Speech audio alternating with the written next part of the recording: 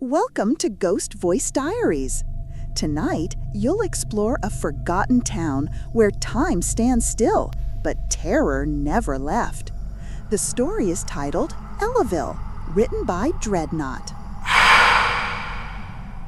I grew up in the small Florida town of Ellaville. By the time I was 5, it was 1944. Ma was a receptionist on night shifts, and Pa was shipped off to the war 4.5 years ago.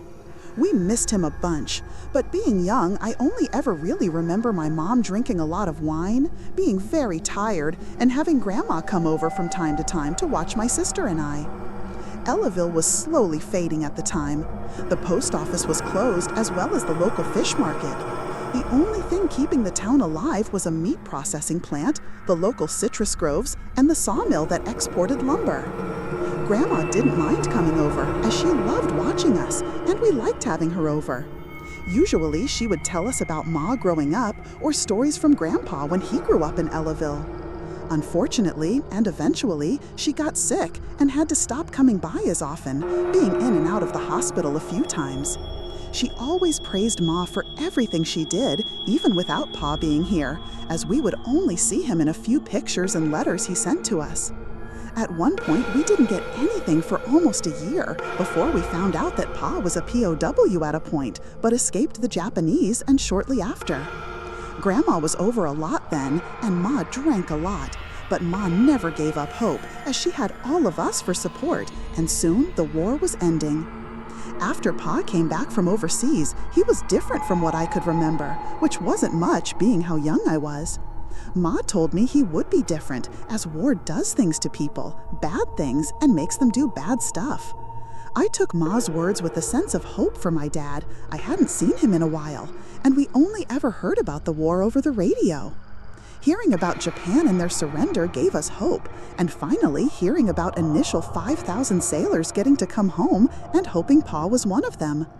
Maybe it was my young, impressionable hope with no thought of unhappiness in sight. My mother gleamed about how happy her children were to hear about Dad overseas, but there was always a look Ma had when the news came in on the radio that never left us. Maybe it was the reality she knew that was always a possibility. A reality I was too young for, but maybe my older sister figured out, as she was the older and smarter child, that would be the one to comfort Ma when she drank too much wine. Laura was always good at comforting people. No matter if I was sad about missing Pa or if one of my toys broke, she was always there to dust off my knee or redirect me. That changed when Pa came home. After being gone for almost 5 years, we heard the heavy stomps of boots come up porch. Ma stood up as we ate supper and waltzed up to the front door and gasped as it opened just as she went for the handle. There stood Pa in his fatigues and set his suitcase down as Ma began hugging him and crying as Laura ran to him. I followed soon, looking up at my father, who scooped me and my sister up and kissed Ma as we all welcomed him home. A few days later, we celebrated Pa coming home with a few neighbors and Grandma. Grandma would tell Pa how proud his parents would be to see him now, and our neighbors all brought him gifts as he sipped beers and Ma mingled with the other moms. During the party, I eventually sat next to Grandma, and I could hear her whispering. "What are you whispering, Grandma?" I asked politely.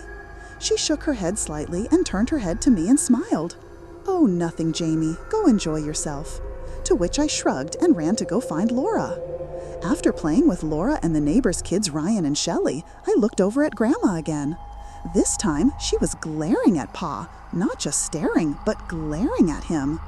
Grandma shook subtly again before slowly turning her gaze over to me, making direct eye contact through the small crowd of people, and just smiled at me. After a moment where she didn't move, she subtly shook again with a surprised face, only for me to realize Laura had been waving as I heard her yell, "Hi, Grandma," to which she was met with wave. The party continued, and I didn't look at Grandma that much for the rest of the night. Eventually, it was both Ma and Pa tucking us into bed, reading us stories and opening the window to let the breeze roll in. Laura protested, warning of bears that could get in, to which Pa said, "Don't worry about no bear, sweetie. If one climbed up the house, I would wrestle back out that window and I'll nail it shut," he said, kissing her forehead. She relaxed and sleepily lied down. "Thanks, Dad," before rolling over towards the wall. There was a lot of wind coming in the window. A few papers stirred up, to which Ma grabbed them and placed them in the drawer next to my bed. She looked up at me and smiled.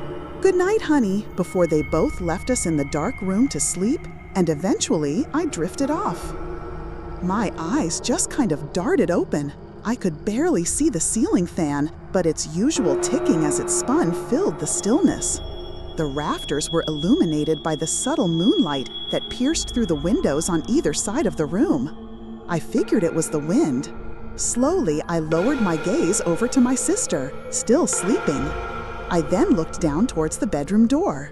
It was closed, but the smell of wet mud and dirt filled the room. As my eyes panned over from the door to the tall, dark figure standing between me and the foot of my sister's bed, I noticed the white of its eyes bulged and glaring over at my sister. A chill stabbed through me as I slowly hid behind my comforter. It didn't even bother looking at me. It didn't make a sound. It stunk like a barn and was getting leaves and dirt all over the floor. I couldn't help but be afraid. After a moment of covering my face with the comforter, I began to lower it, looking towards the same direction when it wasn't there. My eyes snapped over to my sister when they were blocked by the figure towering above her bed, its pale, skinny hand resting on her comforter that was draped over her shoulder. I couldn't think of anything else but to scream, hoping my parents would kick in the door and stop whatever was touching Laura. I screamed at the top of my lungs, and I couldn't tell if it was a few seconds or a few minutes, but the thing just turned and glared at me as I screamed. The tears sliding across my cheeks, its eyes piercing my childhood mind and ripping apart what bravery I had to fearing anything. It just glared at me. Before I knew it, the bedroom door slammed open. The wooden floor shook as I knew Pa had kicked it. My eyes snapped over to the doorway as the barrel of a shotgun came in first before my father did. Ma rushed in after him, quickly coming to my aid. Pa looked around the room and poked his head out of the window. Ma picked me up and turned on the lamp in the room, just as Laura sat up and noticed the wet spot on her comforter. She started crying along with me as Pa shut the window next our beds and looked over to the other window, seeing the trail of mud and leaves that stretched the length of our room. "Must have been a possum or coon that got in," my dad said, putting the shotgun down next the bed and sitting next to me. His arm draped around me and pulled me in tight, telling me I would be okay. I mumbled from his arm, It wasn't a possum. I saw it, Dad." My sobbing didn't help my dad understand that, and I really didn't know what I saw.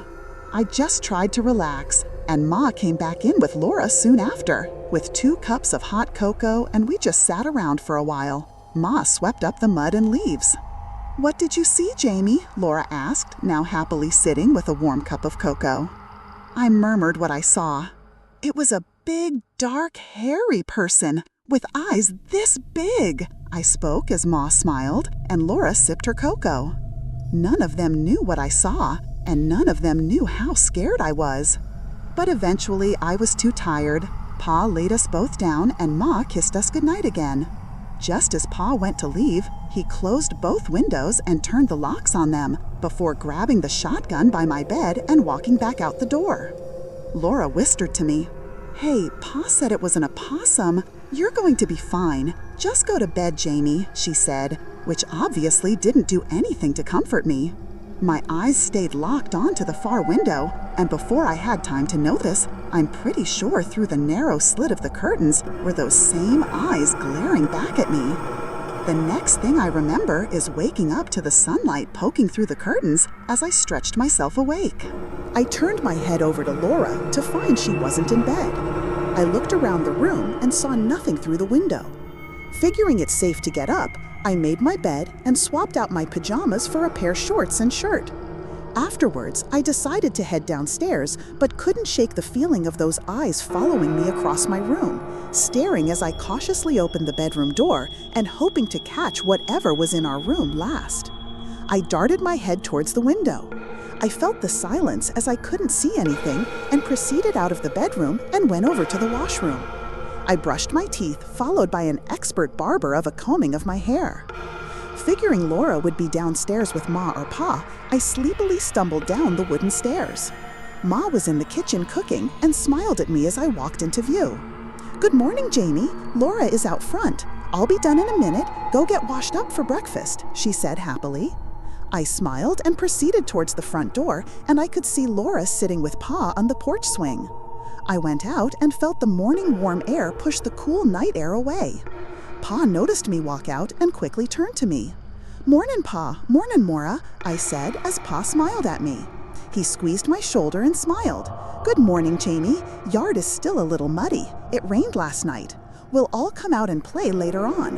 Why don't you go help Ma with breakfast? I'm sure she would love the help." After he dismissed me with another shoulder squeeze as I turned and walked inside. Surprised by my visit, Ma asked, "Honey, why don't you find your sister for breakfast?" she said. I shrugged and climbed up to the dining table and looked up at my mom's curly brown hair swinging back and forth as she stirred the eggs in the pan.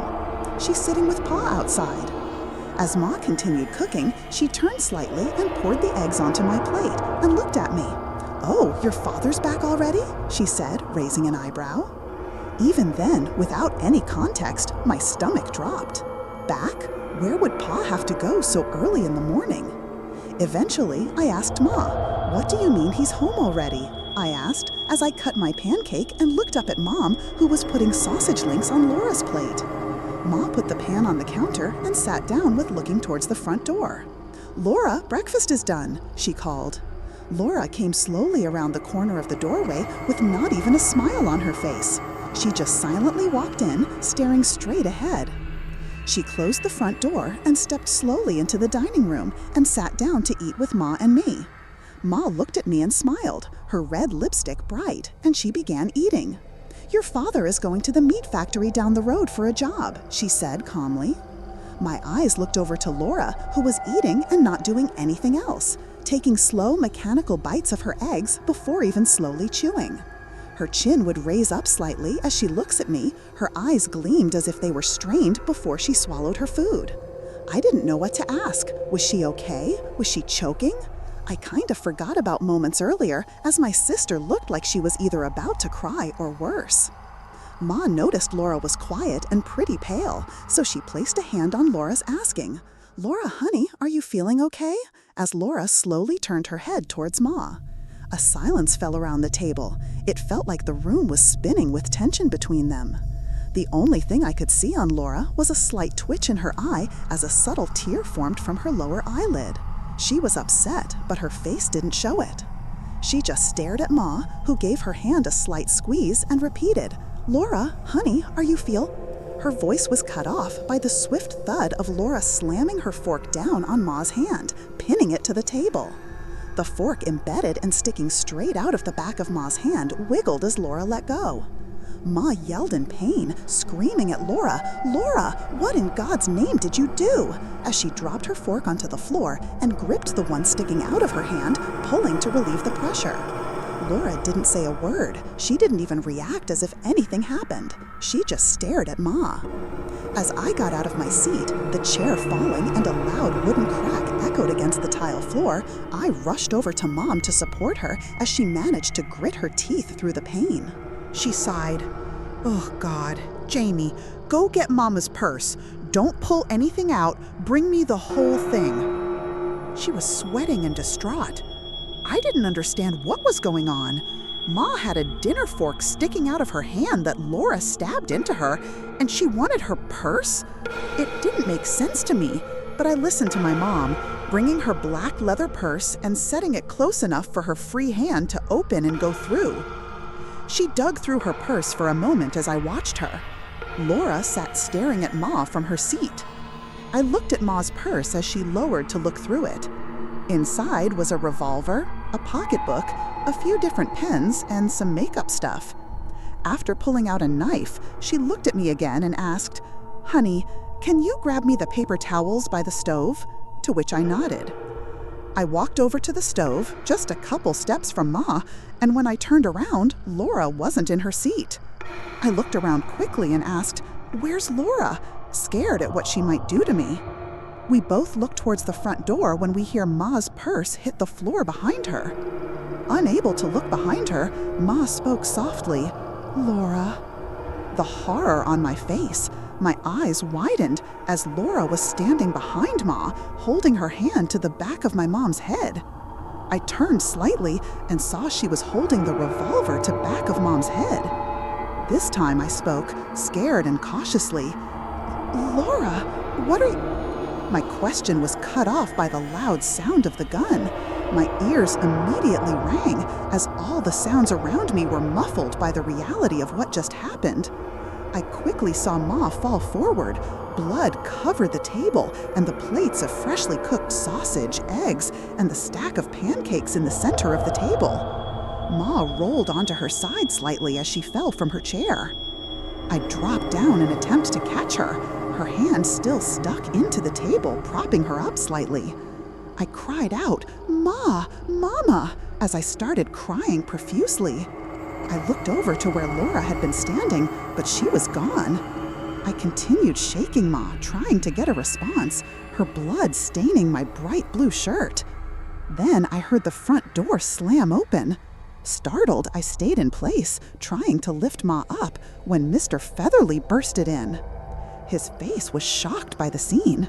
He stepped into the kitchen, his portly stature taking up a majority of the space as he carefully scooted towards me, his deep voice vibrating my deafened ears.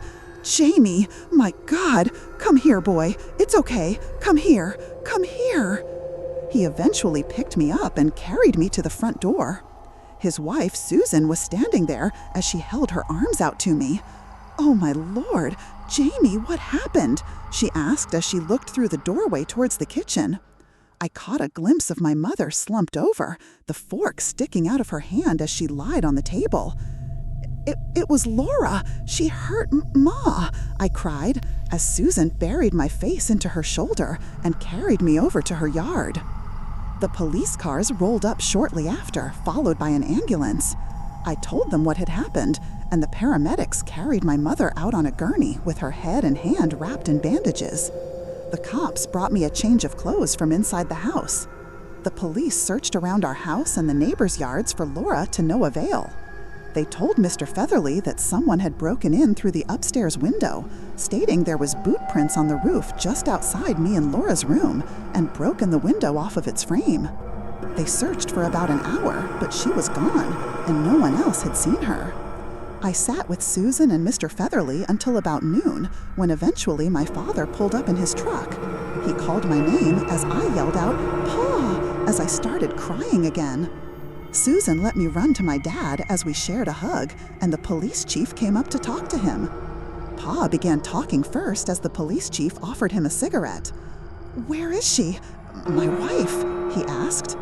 The police chief sighed and spoke. "She was taken to Admiral Hospital up the road, sir."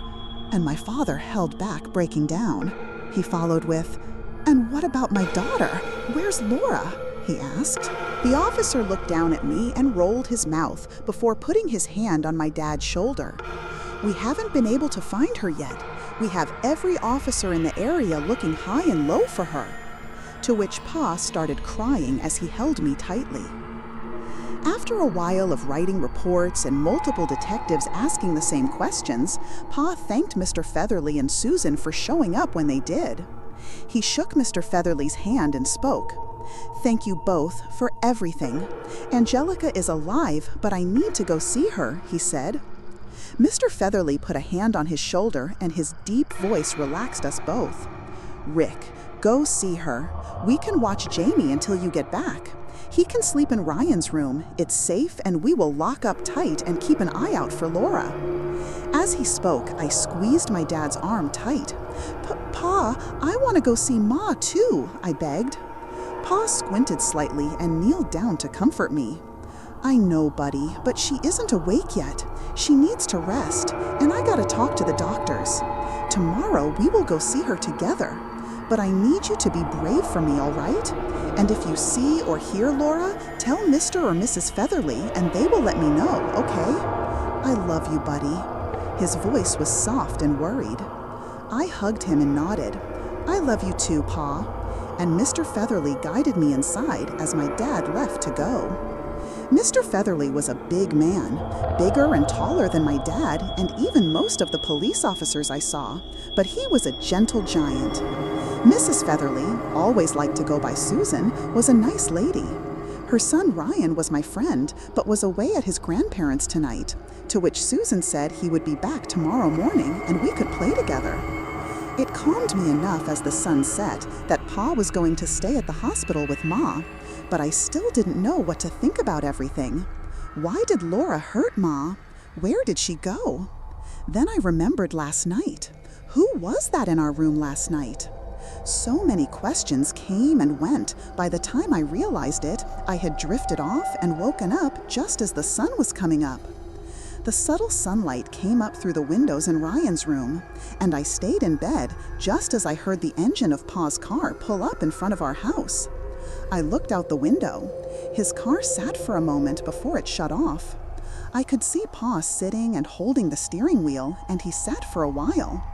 I heard Mr. Featherly walking around, his heavy footsteps loud on the wooden floors as I heard him step outside. Pa got out of the car and met him in the front yard as they spoke. I was about to rush downstairs when I looked over at our house. Not even 20 feet away, in the window adjacent to Ryan's, was Laura.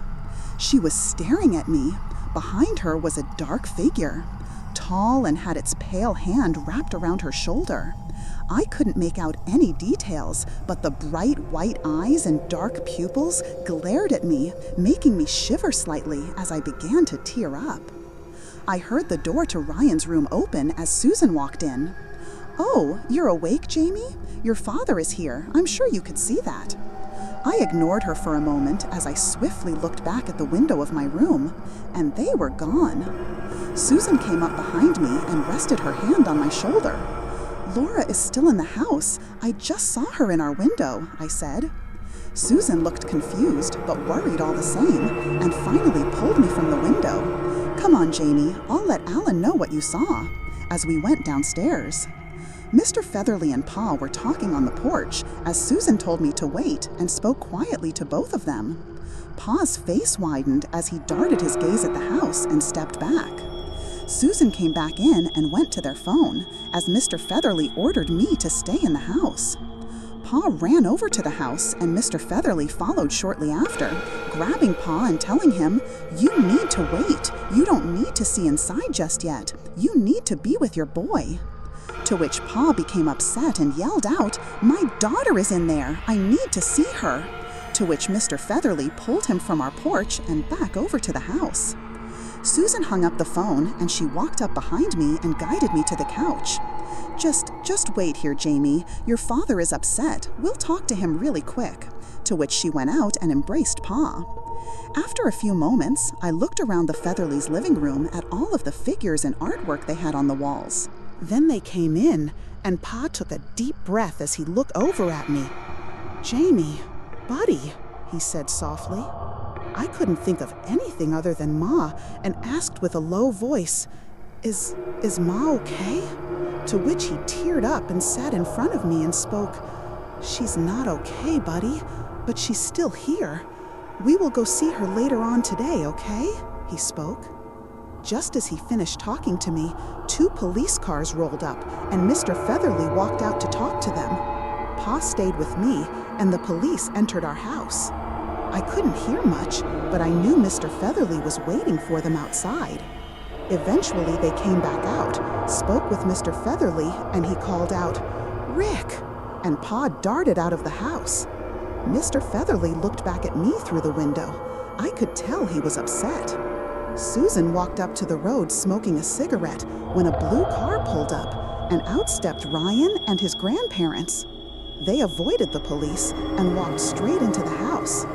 Ryan greeted me along with his grandparents, and Susan said to Ryan, "Ryan, why don't you take Jamie up to your room?" To which we both climbed up the stairs and sat on his bed. He didn't really know what was going on, and we sat in his room for what felt like forever. Before we knew it, Susan came back up and smiled at us. "How about I make you guys some lunch?" and we followed her down to the kitchen. Their kitchen was slightly bigger than ours, but their dining room was on the other side of the wall that separated them. Soon we all sat at the table, and she brought in a few plates and a bigger plate with some sandwiches on them. "Here you go, boys," to which we both started eating as Susan poured us both glasses of milk. Afterwards, Ryan asked his Mom, "Can we go out back and play?" To which she looked at me and followed with, "If Jamie wants to, Ryan," she said as she collected the plates. I shrugged, and we both went out the back door into their back patio. The backyard was fenced in, and they had a little fountain next to Susan's garden. A shed and a wheelbarrow sat in the corner. We stayed out there for a while, and eventually we started patrolling the garden, looking out from the fence towards the woods. Ryan called me, and we both looked through the small holes on the fence. He pointed towards the tree line across the creek. "Jamie, who is that?" To which I looked through the hole and saw it. Tall, dark, covered in leaves, and looked dirty, but I could see its ghostly pale skin covered in scars and scratches. It was looking up at our house, primarily at me and Laura's bedroom. I held my breath. I didn't want whatever it was to notice us. Ryan whispered, "Who is that?" And the head slowly twitched, its gaze leveling forward before eerily and slowly panning over to the fence. I whispered back, It's looking at us," I said as I teared up. Ryan stayed looking through the hole in the fence as I slowly approached him. He was whispering to someone. I couldn't make out what he was saying directly, but I did hear him mumble the name Laura, and I felt the color leave my face. I pulled Ryan back as he looked scared, started crying, and ran back into his house. I heard him call out to his mom as the door closed behind him and looked through the hole he was looking through. Paralyzed, but what met my gaze as I looked through the hole? It was Laura, staring back at me on this side of the creek. Not but 10 feet from the fence, she was standing there, wearing the same bloody dress as yesterday, smiling at me with a wicked grin. I froze. I didn't even breathe as I looked over to the tree line to see if the dark figure was still looking, only to see it was gone. As I looked back over to Laura, she was now inches from the fence, still smiling at me, making me jump. Then I heard her voice, soft but menacing, as she barely spoke with any emotion above a whisper. "Hi, Jamie." I couldn't think, and just after she spoke, I heard Susan scream from inside the house and looked back to see the back door wide open. I looked back through the fence, and Laura was gone. I sprinted into the house, stopped short by the sight of Ryan, standing in front of his grandparents, slumped on the couch. Susan was in shock, looking at Ryan. I cautiously stepped around the room, peering around him. I could see his grandparents were sitting upright with their throats cut wide open, blood coating their clothes and pooling below them on the floor. In Ryan's hand was a steak knife, dripping dark and sticky fresh blood next to him. I slowly walked around and stared at him until I saw his face. Pale, staring straight out of the window above his dead grandparents and smiling. That wicked smile. The sound of the police coming in with guns in hand, grabbing me and Susan as she started weeping. Pa grabbed me and held me as Mr. Featherly held his wife. The police brought Ryan out, holding his arms tightly as the Featherlys wept. Ryan didn't even look around or at his parents, but eventually they brought him to a squad car and locked him inside the back seat, and an officer jumped into the driver's seat.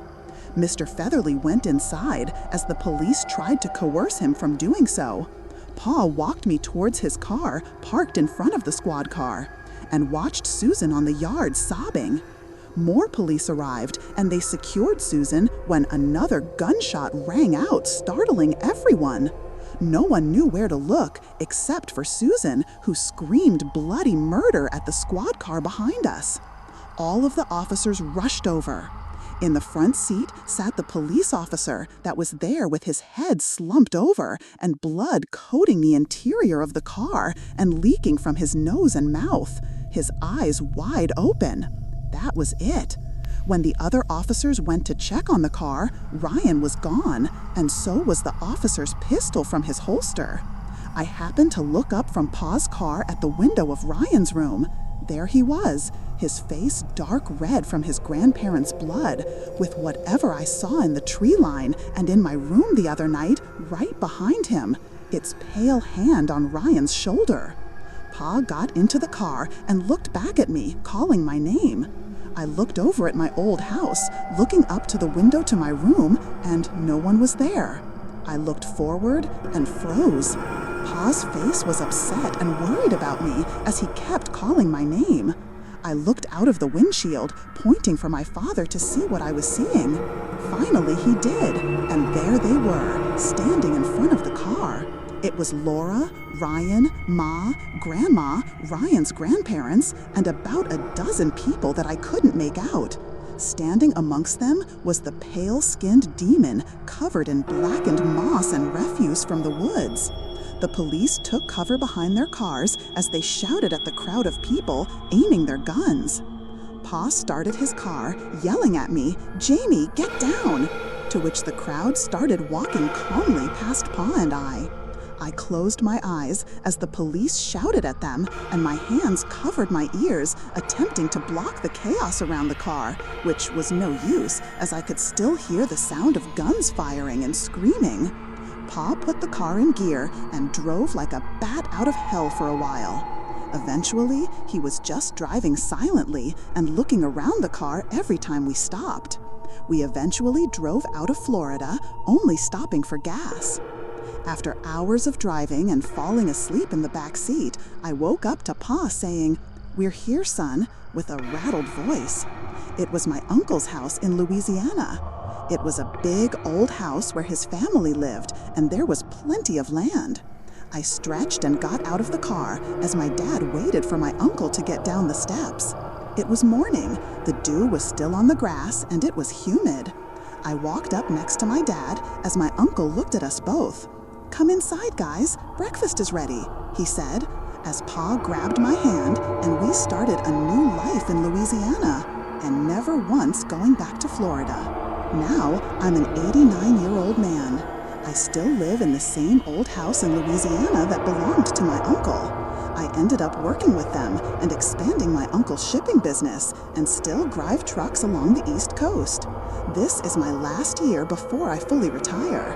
I never returned to Florida in all these years, but now I have a shipment to go down there in the same little town my childhood was destroyed in. Pa ended up drinking himself to death after what happened to Lorda and Ma.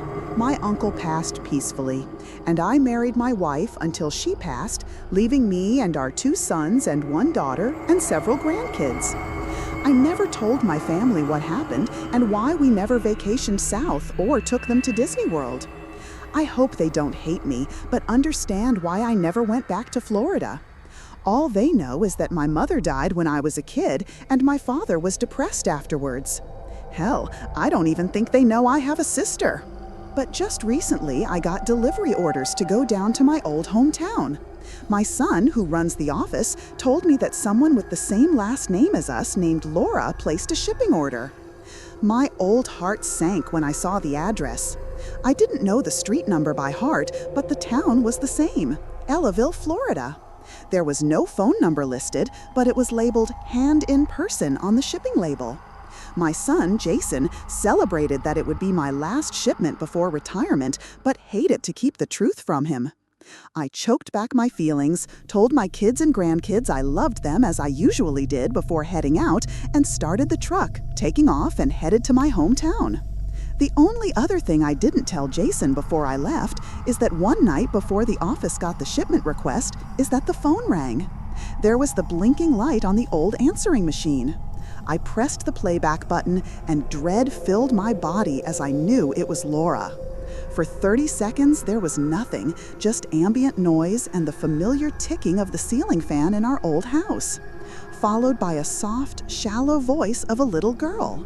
It wasn't loud, and it didn't sound distressed or anything, but my stomach dropped when I heard it. "Hi, Jamie." The voice trailed off into a lower and deeper voice. "Mom misses you." To which I broke down and started punching the answering machine, just as the deep, demonic sound of my sister and mother and what sounded like 100 people laughing. Eventually, I ripped the answering machine from the wall and threw it until I could collect myself. When Jason came in and asked me what the hell happened, I just told him, "Nothing, just a prank call. I'm fine," and left it at that. Jason comforted me and told me, "Hey, look on the bright side, Dad. You're retiring in a few days, and Sarah, my granddaughter, is having a baby soon. Guess what they are naming her?" I tried to conceal my current mood, but took a deep breath and held myself up on the counter and looked at him. "What?" I said in my hoarse voice, to which his smile gleamed at me, expecting his old father to be excited about the name my granddaughter picked for her unborn daughter. His answer almost killed me.